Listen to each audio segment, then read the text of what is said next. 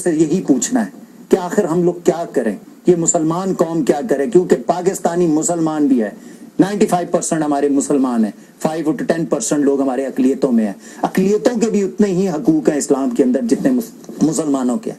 تو یہ جو قتل عام مساجد میں ہو رہا ہے, جہاں جہاں یہ لوگ قتل عام کر رہے ہیں, چاہے وہ کوئی بھی فقہ, جس بھی فقہ کا قتل عام ہو رہا ہے, وہ گناہ کبیرہ ہے میرے حساب سے. کیونکہ مجھے اسلام میں, قرآن میں کہیں بھی یہ بات نہیں بتائی گئی کہ جا کر کسی بھی گناہ یا کسی بھی جا کر عبادت گاہ پر جا کے حملہ کر دو. یہ تو حضور پاک نے کھلی چھوٹ دی ہوئی تھی ہر کسی کو. اسلام کہتا ہے کہ اپنا پیغام پہنچاؤ, اس پیغام کو اگلے تک پہنچاؤ تاکہ اس کے دل میں وہ پیغام اترے اور وہ ہدایت کا راستہ اپنائے, نہ کہ جا کے اس کے سینے میں گولی. اور سینے میں تو گولی مارتے ہی نہیں ہو, مارتے ہو تو پیٹھ سے گولی مارتے ہو.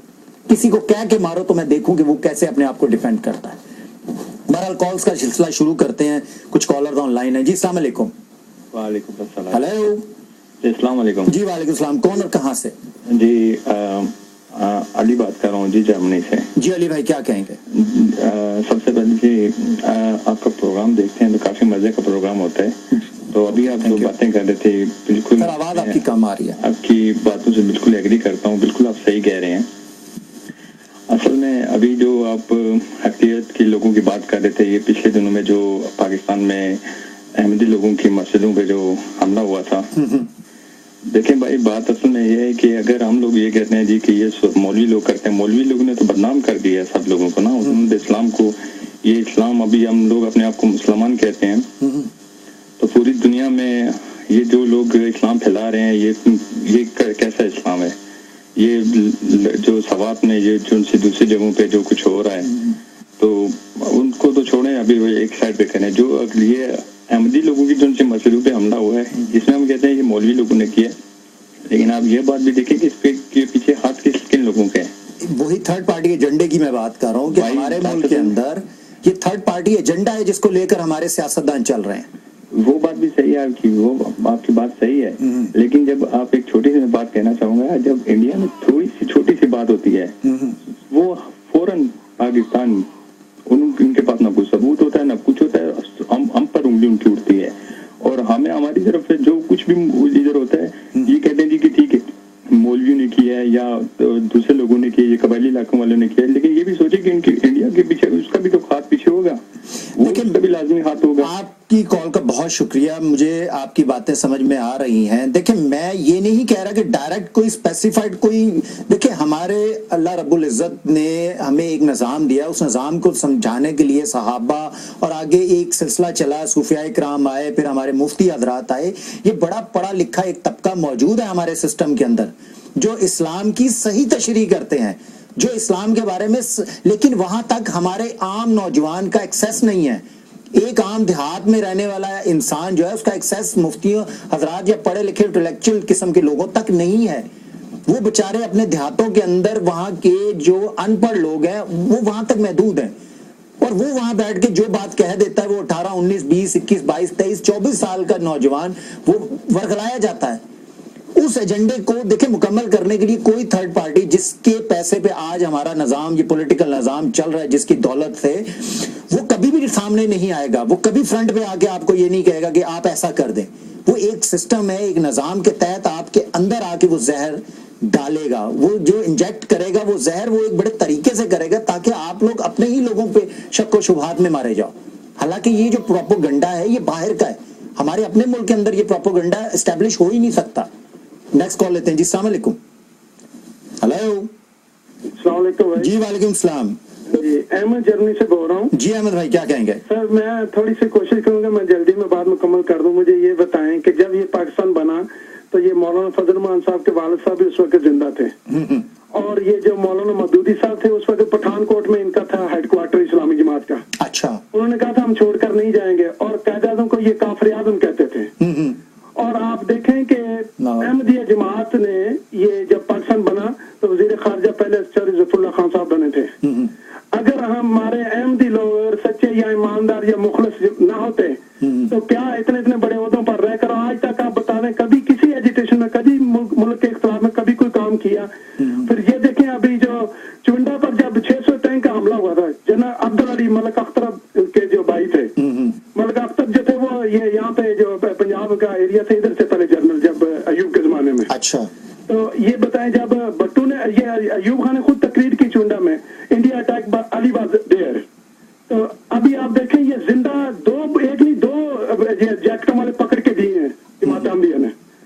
ये जो कहते थे कि पता नहीं लगता ये कहाँ से आते हैं, तो आप उनसे पकड़ के, जिनको पकड़ के दिया जिंदा, उनसे पता चल सकता है ये कहाँ से तैयार होकर आते हैं और मुल्क को बर्बाद कर। बहुत शुक्रिया आपकी कॉल का। देखिए, अभी जो मामला है फिका के हिसाब से जो बात आपने की है, मैं इसके अंदर बहुत कमजोर इंसान हूँ। मैं एक बड़ी सीधी सीधी गाइडेंस लेता हूँ इस्लाम से, और वो गाइडेंस है इंसानियत के एहतराम की। अमल हम जो भी करते हैं, आप किसी भी अमल में ले लें, नमाज कैसे पढ़ते हैं, क्यों पढ़ते हैं, अगर मैं इन वजूहात में चला जाऊं तो मैं, मेरा ख्याल है, अपने पैटर्न से हट जाऊंगा और अपने उस रास्ते से हट जाऊंगा। मेरा जो तकाजा है वो है कि इंसानियत का कत्ल होना ही नहीं चाहिए। हमारे इस्लाम, मैं बात कर रहा हूं उस इस्लाम की जिसके नीचे 72 फिके आते हैं।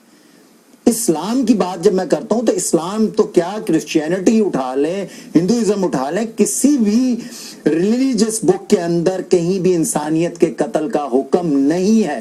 कहीं भी ये नहीं कहा गया कि सामने वाला अगर गैर मुस्लिम है तो उसको मार दिया जाए। कहीं भी ये चीज नहीं लिखी गई, ना हदीस में बताई गई। अगर कहीं चीजें कहीं हैं तो उसके पीछे कॉन्सेप्ट्स और हैं, उनके पीछे मकासद कुछ और है।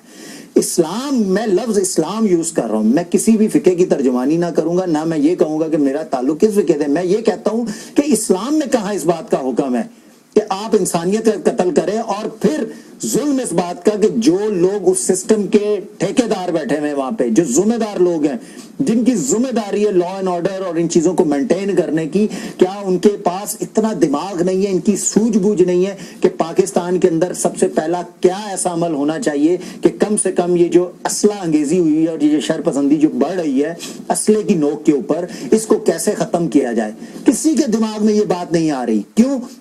क्योंकि ये जो असला है, ये जो लेटेस्ट एमिनेशन जो लेकर ये जो दहशतगर्द घूमते हैं, ये असला इन जालों के पास भी है जो कि पॉलिटिकल सिस्टम को रिप्रेजेंट करते हैं और अपने लीडर्स की बाउंड्री वॉल्स बना के उनके आगे पीछे घूमते हैं। असला तो उनके पास भी है। हर इलेक्शन में हम लोग देखते हैं कि इनके पास असला मौजूद है, हवाई फायरिंग हो रही है, लेटेस्ट स्टेन गन, एमिनेशन कहां से आता है? क्यों नहीं इन चीजों पर पाबंदी लगती? क्यों नहीं मुल्क को असले से पाक करें? एक दफा मुल्क में आपको हिम्मत करनी होगी, असले से पाक करना होगा, फिर आप अमन की तरफ बढ़ पाएंगे। कॉल लेते हैं जी। अस्सलाम वालेकुम। हेलो जी, अस्सलाम वालेकुम। जी वालेकुम सलाम। कौन और कहाँ से? मैं असद बोल रहा हूँ इल्फट से। जी भाई, क्या कहेंगे? अभी आपने जो बात की है लोग उधर की, बिल्कुल बढ़िया बात की है, और मैं इसी बात को आपकी आगे बढ़ाना चाहता हूँ। देखें, जितने भी हमारे लीडर हैं, चाहे वो जो इस प्रेजेंट गवर्नमेंट में है, चाहे वो नून लीग के हैं, चाहे वो पीपल्स पार्टी के हैं, अच्छा, उन्होंने सारी जिंदगी इस मुल्क में गुजारी है, यूके में। और जब वो यहाँ पे देखते हैं सिस्टम है कि एक दहशतगर्दी की वारदात होती है, तो ये लोग ऐसे मेजरमेंट लेते हैं, ऐसे कवानीन बनाते हैं और उनको अमल दरामद कराते हैं ताकि अगले 100 साल तक कोई ऐसी वारदात ना हो। और वो बिल्कुल सिक्योर करते हैं पब्लिक की सेफ्टी को। लेकिन हमारे मुल्क में देखे, जैसे लाहौर की मैं बात कर रहा हूँ कि पिछले साल से अब तक दर्जनों दहशतगर्दी के वाकयात हुए हैं। क्या आपने एक भी मुस्लिम, उनका एक भी नेटवर्क पकड़ा देखा है? इतनी पुलिस फोर्स है, इतनी इंटेलिजेंस एजेंसीज हैं कि उनके नाम भी याद नहीं है। और आप देखें कि जिस मुल्क में वजीर आला पंजाब को रोक दिया जाए हॉस्पिटल में जाने से कि आपकी सिक्योरिटी नहीं है, जब आपको वजीर दाखिला को रोक दिया जाए कि आपकी सिक्योरिटी नहीं है, जब ऐसे लोगों को रोका जाए, आईजी पंजाब से ये कहा जाए कि आप उस हॉस्पिटल में ना जाएं, अभी पता नहीं दहशतगर्द अंदर है या नहीं है, तो आप क्या महसूस करते हैं कि उस मुल्क में जो आम आदमी है उसकी सिक्योरिटी क्या होगी?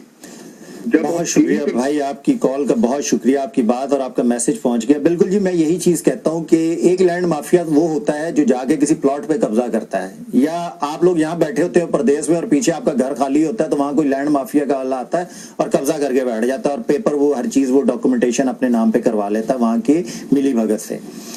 मैं इन पॉलिटिशियंस को लैंड माफिया का सरगना इसलिए कहता हूं कि ये प्लॉटों पे राजी होने वाली कौम नहीं है। ये जो पॉलिटिकल सिस्टम है ये तो पूरे पाकिस्तान पे कब्जा करने के लिए मेहनत कर रहे हैं और स्ट्रगल कर रहे हैं। آپ اس میں سے